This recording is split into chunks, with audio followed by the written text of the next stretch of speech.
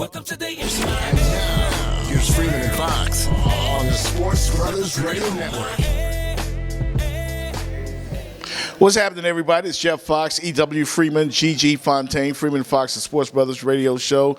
We are live here at the American Airlines Arena. It is Heat Media Day, and we're about to find out how it's going to go down as we go into the new season, guys. You excited? Yep. I'm just excited about the unknown. I mean, we truly just don't know what's going to happen. So I'm predicting we're still a 500 team. Predictions already. Already, and it's only media day, but it's going to get exciting. We're going to get some interviews with the players, hopefully some coaches, and we'll see how this goes down. It's Heat Media Day 2016. We can't wait to get it started. All right, stick around, everybody. We'll find out more right here on Road to Fame TV. All right, folks, Freeman Fox, Jeff Fox here at E.W. Freeman as well, and we're here with an old friend, Eric Spolster, recently married. First of all, congrats on the married life. Let me see it. Pretty basic. No bling bling? Nah, I don't wear any other rings. You don't even wear the championship rings? No. It's the only ring I've ever worn. What's it been like so far as the marriage life? Marriage life has been great. You know, I've gotten a lot of marriage advice from married people. Mm-hmm. Most of it has been the don'ts. Right. Don't do this, don't do that. But we've had a terrific summer, a great honeymoon in Italy, so we want to keep the momentum going. Right. But it's been a great transition so far. All right. Here's, take a little advice from me, all right? First thing you say, honey, you were right, I was wrong. I apologize. Remember that? You'll be a happy man for life. Yeah, I'm learning that. I gotta put my pride away, but I've been learning that. Going into this season, man, 13 years you've had Dwayne Wade here, almost like a security blanket, having that guy. And I'm thinking late in the fourth quarter, close game, who's going to be that comfort blanket for you? We don't know right now, but we have a lot of guys that have potential to grow. And that's the thing. Just from the business side of it, because obviously there's a big personal side to that. Mm-hmm. When you have an opportunity to work with somebody for 13 years and see them, each of us grow inside and outside the game, that that you can't deny it, and I think it's okay to admit it. I'm going to miss Dwayne. Right. It was strange walking in here on a media day and not having him here. Mm-hmm. It's strange, and I texted him when I first saw him in a Chicago Bulls jersey. I said, that does not look right.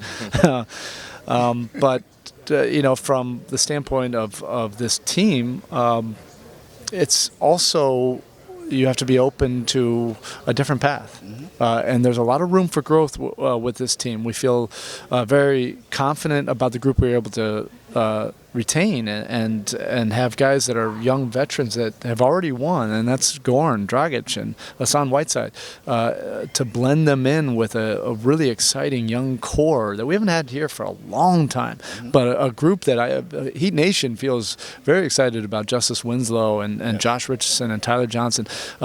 For me personally, I'm really grateful that we were able to retain our captain in UD. So if we're going to really develop new players into this culture, well, you better have a guy that you just show him a picture and you say, that's the Miami Heat culture, is Udonis Haslem and Josh McRoberts. So now when we're infusing this with a lot of young, exciting, athletic, new talent that are coming from other places, at least we have a foundation. We have a culture. A lot has changed within the team, but the coaching staff and the staff here and our culture, our way of doing things is still the same. So there is some structure and stability, but there is some unknown that makes it invigorating. What's one of the most surprising things that you were making from D-League and all that stuff and to here? Anything that surprised you? No, not really. At the end of the day, still playing basketball, same court. It's just the athletes that you're playing with they're superior and they're one of the best in the world. So just want to see how good you are when you want to play against them night in and night out. How important was Summer League for you? Because I watched this team Summer League, and I couldn't help but notice you. Like, you make your presence known on the basketball court. Tell me about your style. What motivates you? What motivates me is just being hungry. Never was given anything growing up, so I had to take it. So that's just how I play. I play with that chip on my shoulder, and I will continue to play like that for pretty much my career. And just the Summer League in general was a big step, because last year I was watching Summer League. I was hurt. I wasn't able to play, and just being able to play, it made me made me better. It made me like see things that I could work on, see things that I was good at, and just give me a little stepping stone for this training camp and get ready to get prepared, play with these guys. You know, I feel great, and especially just coming here working with the young guys, getting to know them, and for us to come out here and get better every day. You know, through the month of August, and you know, we young, but I feel though we still can surprise a lot of people. We talented, so. What do you know about Dion Waiter's game? He'll be your I mean, backcourt mate some now? He's unbelievable scorer, you know. I mean, I play against him. I even guard him when I was in Phoenix, and you know, he's tough. He's tough to guard, and I think so. He's gonna give us that extra boost in offense, and looking forward to play with him. You know, they influenced me a lot. You know, I sat beside Bosh in the locker room. You know, I sat across from D-Wade, and them guys bring me to the side and just tell me stories of how it was winning championships and just how it was during the times before I even got there. So they just taught me the Heat way, and I'm gonna try to keep that going.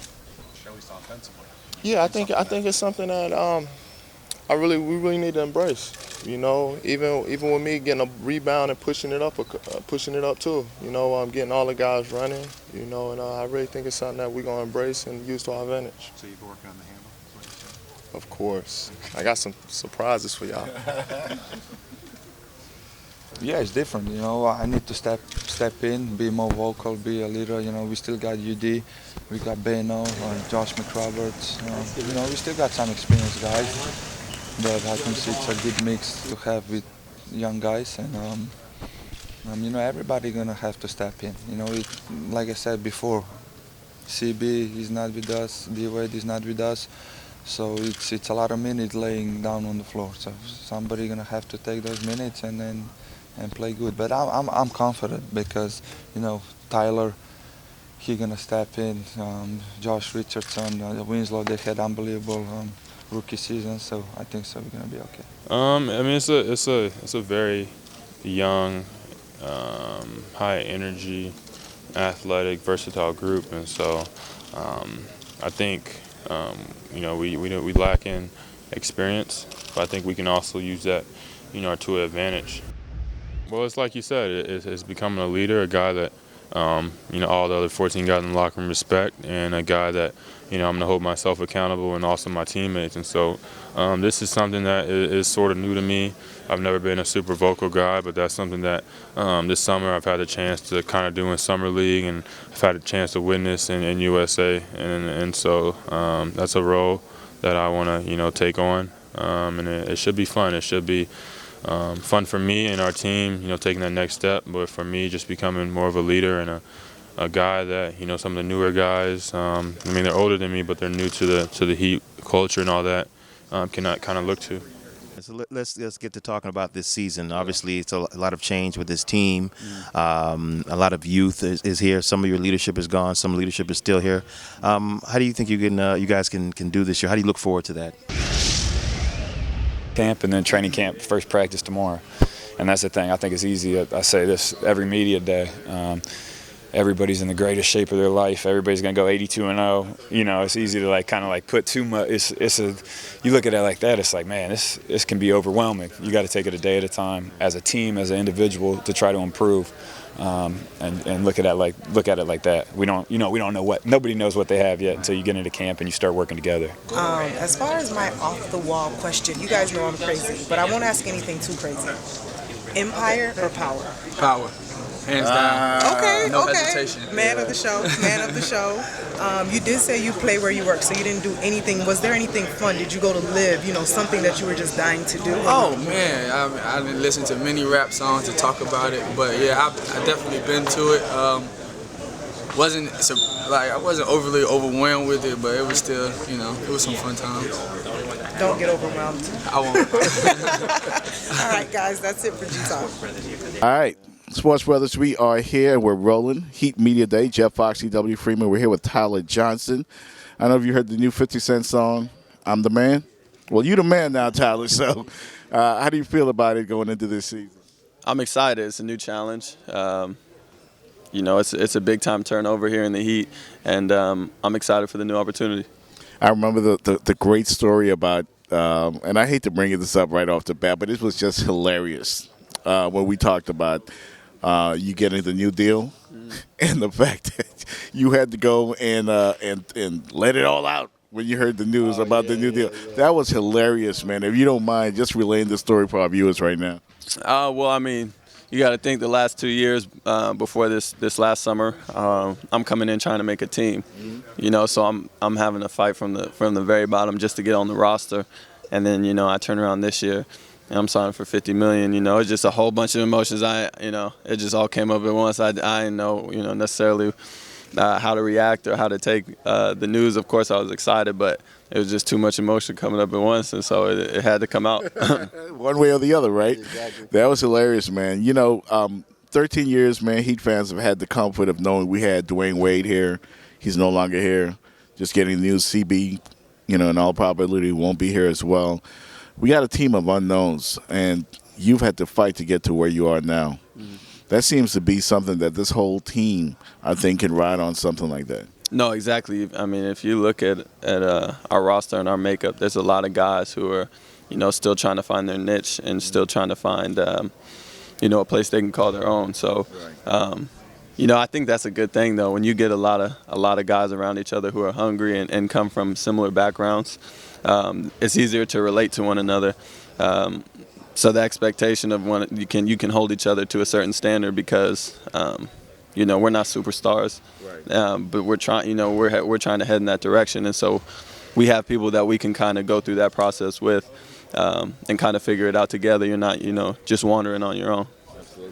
We just got through with a long day, fun day, interviewed the coaches, the players. I still think we're going to be a 500 team, especially now after talking to everybody. What do you think, Jeff? I love the us against the world attitude. We'll see. The Sports Brothers, Freeman and Fox, Gigi, we'll all be here. All right, we can't wait to see it. Thank you guys for joining us right here on Road to Fame TV. We'll check you out next time.